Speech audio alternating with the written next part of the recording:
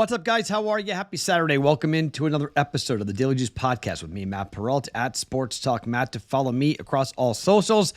And we need a bounce back after last night. I was nervous about the WNBA, and I was right to be nervous. No good bets there. Baseball's just, come on, man. Paul Skeens, that's it. I'm done. It was fun betting on Paul Skeens days, but no thank you. We are done with Paul Skeens and done with the Pirates. They did win the game, but the game does go over. First five over. Just one of those crazier games. Skeens is starting to get hit, so that dominance starting to slow down. If he's pitching, it may be time to fade those underplays and start betting him over, given the number of innings he has racked up here in his rookie season pitching for the Pittsburgh Pirates. So this is going to be kind of a longer podcast, so let me get into it all right away because I've got 5 bets in 3 sports. This is typical for Saturday. If you guys have been with us for a long time, you know the Saturday card is normally pretty heavy. Does that mean I do well? Yes and no. Sometimes yes, sometimes no. I have bets and leans that I'm going to give you guys. Bets and leans, plays I probably will play at some point during the day today before the events go off, but they aren't official plays. Just things I think that it's, worth the shot.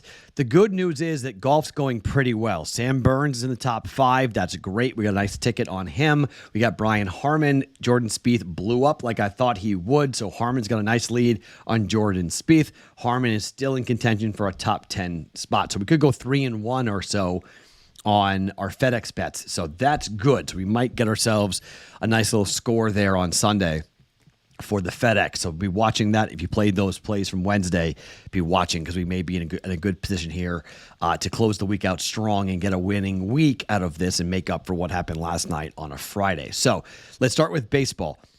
Orioles-Red Sox. Huge offensive game yesterday. 12-10 win for the Red Sox. Did you know that the Boston Red Sox are number 2 in Major League Baseball for road overs? 35, 22, and 3 on the road. The Baltimore Orioles are in the top 10 for road overs, 32, 25, and 6 to the over. And overall, Baltimore is the number 1 over team in Major League Baseball. The Red Sox are number 6. 60.5% of the time, Oriole games are going over. 56.6% of the time, Red Sox games are going over. So the total's 9. Brian Bayo's on the mound. These are the final scores of games pitched by Brian Bayo in the last, going back to June 1st. 5-4, 6-5, 3-2, 9-7, 7-6, 5-4, 12-9, 7-2, 9-4, 7-3, 8-1, 6-1, 8-4. Let me simplify it. When it comes to totals of 9, the games that have gone under 9, 3-2 with Seattle. Seattle's an under machine. 6-1 against the White Sox back on the 8th of June. Every other game had 9 runs or more scored in it when it was pitched by Brian Bayo. We're going over. Over 9. Red Sox, Orioles here today at Camden Yards. Both teams' pitching is not great. Both teams can mash the baseball. Cade Povich goes for the Orioles. He's 1-5 with a 6.27 ERA, and mostly that's because he's had 2 awful road starts, where his ERA is 12.2 on the road, 0-2 record, 11 innings and 15 earned runs given up for that.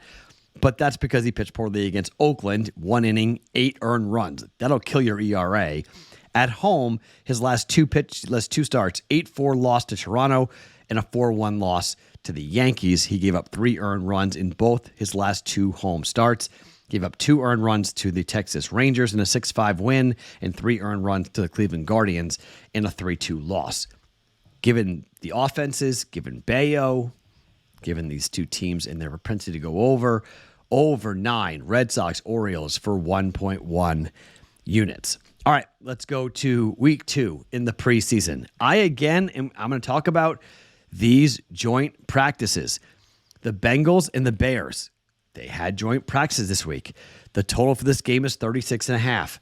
Zach Taylor already announced the starters will not play for the Bengals. In fact, Jake Browning, the backup, got hurt last week. He won't play. So starters aren't playing. No Joe Burrow. Jake Browning not playing. That means you're getting Logan Woodside, Rocky Lombardi. Anyone think that offense is going to be scored here? Yeah, the Bears had an incredible opportunity, and Caleb Williams will play. The starters will play. But there's not going to be this, like, who are you? I can't believe this. How is this happening stuff like there was in week 1. Now, he looked great. 95 yards passing, 4 of 7. He ran a couple of really impressive acrobatic diving tosses. But Tyson Bagent, we'll see what he looks like coming in. I don't know. I think the Bengals most likely are punting on this game. I think the Bears probably do cover that 6.5-point spread, but I'm just more comfortable laying totals here in the preseason. We're going under 36.5 for the Bears and the Bengals for 1.1 units. And then we're going to go to Pittsburgh and we're going to go to Buffalo. And again, here we are with joint practices, and we're going to see Russell Wilson play in this game here for the Pittsburgh Steelers. Total is 5.5, or the line's 5.5 for Pittsburgh. The total is 39.5. This thing has steamed. Everyone's on the over in this game. Opened up at 33.5, all the way up to 39.5. Really surprised about this. Buffalo got crushed in week 1. They allowed 33 points. I don't think that happens again. All right. I expect a big performance out of this defense for the Buffalo Bills. The Pittsburgh Steelers offense has not been great. And you get Russ. I don't know here. Pittsburgh's going to get after the quarterback. I think the Bills are going to have a tough time scoring. I don't think we're going to see a lot. The Bills offense wasn't good. I don't think it's going to be great in week 2. You're not going to see a lot of starters out there. I mean, the Bears put up 33 on Buffalo. Is that happening again? No way. That's not happening again. I think the Steelers aren't going to score a lot with this offense that they've got. I don't think you're going to see a lot of offense being scored by the Bills. I'm not really, that's a lot of steam. 39.5. Maybe you guys will get a better number than me, but I'm going under 39.5. Buffalo and Pittsburgh. Again, the joint practices. I'm gonna go under here. Atlanta, Miami, Giants and the Lions, Seahawks and the Chargers, Patriots and the Eagles. Joint practices all have gone under when they played. I'm going under Cincy and Chicago, 36.5. I'm going under Buffalo and Pittsburgh, under 39.5. All right, to UFC 305 we go. Great fight card. I'll have a bunch of plays, a bunch of personal stuff going here, depending on how baseball and football go leading into the nighttime. But let's first start talking about Bam Bam, tied to Tuivasa, and what he's going to do here against Rozen. Heavyweight fight. Total is set for 1.5 rounds. Now, you start breaking down stats here between these two. 6:43 average fight time for Tuivasa, 8:36 for Rozen. These boys are big. These boys are going to hit each other. And Rozen is coming off of a win in 2 of his last 3 fights. He hasn't fought the who's who, though. Tuivasa has fought Tybura, Volkov, Pavlovich, Ciryl Gane, and most of his fights are fast. Got choked out against Tybura, got choked out against Volkov, got knocked out against Pavlovich. He got knocked out against Ciryl Gane in the 3rd round late. This dude's going to have the home crowd around him. He wants a shoey. If you don't know what that is, look up what he's all about. But I'm going to come and I'm going to bet a bet that we made a couple of weeks ago that I like a lot. For the fight to not start the 2nd round. This fight will not see the 2nd round at -124. I think it ends in the 1st round. It's a heavyweight fight. And just looking at what we've seen with Rozen and how he's fought, yes, his last fight went 4 rounds, okay? And he got a knockout in the 4th round. But before that, 1st round, 1st round, 1st round. 3rd round decision, 1st round. 4 of his last 6 fights for Rozen have ended in the 1st round. Some with wins, some with losses. I think this thing ends in the 1st round. We're not going to the 2nd round. We're going -124, 1.24 units down. fight not to see the second round start. The under is minus 180. If you want to bet the under 1.5 rounds, if those extra couple of minutes, those extra 2.5 minutes matter to you, then I don't think it's a bad idea if you want to lay it in terms of just go ahead and say, okay, I think we're going to see, how many rounds this thing goes, but it's minus 192 at FanDuel. I mean, it's 1.5 rounds. Yes, I'm gambling this thing will not see the second round, but given the home crowd and the excitement in Perth, Australia for this fight, not to the second round. However, I do think it is really worth it to sprinkle on Tuivasa by KO at plus 270. It's a personal play, but I think that's a sprinkle, okay, on Tuivasa to knock him out, to knock out Rozenstruik. And if the fight does go to the second round and Tuivasa knocks him out, you can make your money back a little bit there, because I do think he wins the fight, and the only real method for victory for Tuivasa is to knock out Rozenstruik. Official plays for the fight not to start the second round at minus 124, but I want to sprinkle on Tuivasa by KO at plus 270. We go to the main event. Man, is this a blood hatred between these two guys. I hate when fighters talk retirement. I can't stand it. Adesanya has been incredible. Incredible athlete, incredible fighter, and a guy that I think we all owe a lot of respect and thanks for, because he has made such incredible, amazing highlight reel opportunities to watch over and over again with the UFC. DPP is a fighter that has Izzy's attention. He needed to get through the Alex Pereira fight. He had to get through that rivalry, and he did it. Duplessis, I've watched this guy fight in person. I'm just not all that impressed, okay? There are some that believe that he did not beat Strickland for the belt. If you remember, Strickland won the belt against Izzy. We faded Strickland his next fight against DPP, and he lost. I'm fading DPP on his first fight since he won the belt, because Adesanya is coming for what is rightfully his. 6'4". He has a 4-inch reach advantage. As long as he does not get taken down consistently and dominated by DPP, I think Izzy's going to win the fight, and I think we get a real cheap price on this. Everyone's coming in on DDP, and I don't really understand it. It's minus 115 on Israel Adesanya.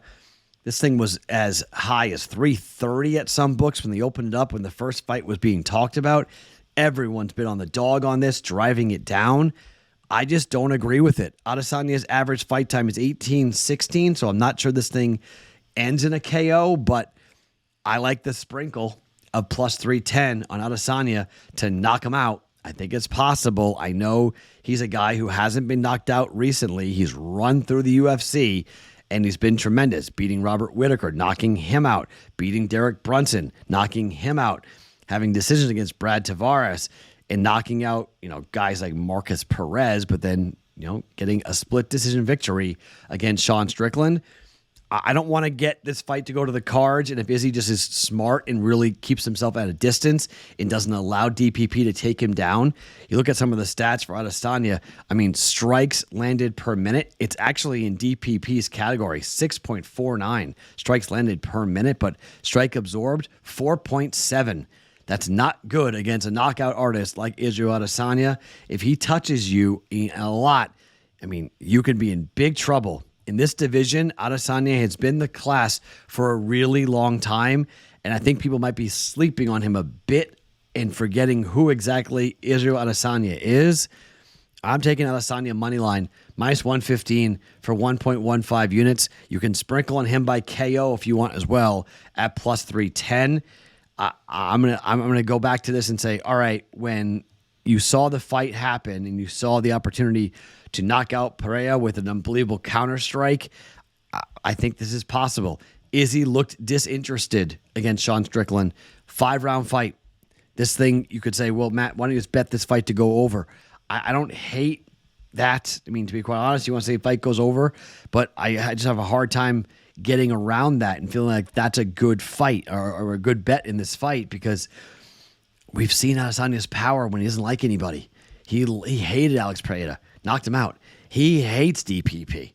So I think you could see potentially that bow and arrow celebration coming here by Adesanya to knock out a tough fighter who hasn't been knocked out in the UFC, but the losses Adesanya has suffered, losing the light heavyweight championship belt fight against Blankovic. Nothing wrong with that. Losing to Alex Pereira in, a light heavyweight fight. I mean, there's nothing wrong with that. I mean, you can't really get angry about losing these types of fights. Losing to Sean Strickland, though, yeah, that was something you can't really understand. That's like, wait a minute, what? How do you lose to that guy? Can't be how Izzy goes out. I think he's got one great performance left in him. Adesanya money line, -116. Take the sprinkle on KO at +310 as well if you want a little extra on the fight. I do think Adesanya can knock him out and have a highlight reel type of fight win here, knockout KO victory in the main event of UFC 305. All right, so a big card for us here on a Saturday. Red Sox Orioles over 9, under 36.5 Bengals and the Bears, under 39.5 Bills and the Steelers. The fight not to start the second round, Tuivasa up against Rozen and Adesanya money line to win his belt back against DPP at UFC 305. Let's have a Saturday. My name is Matt Perrault. Follow me across all socials at Sports Talk Matt every morning. It's the Daily Juice Podcast presented by BettingPros.com.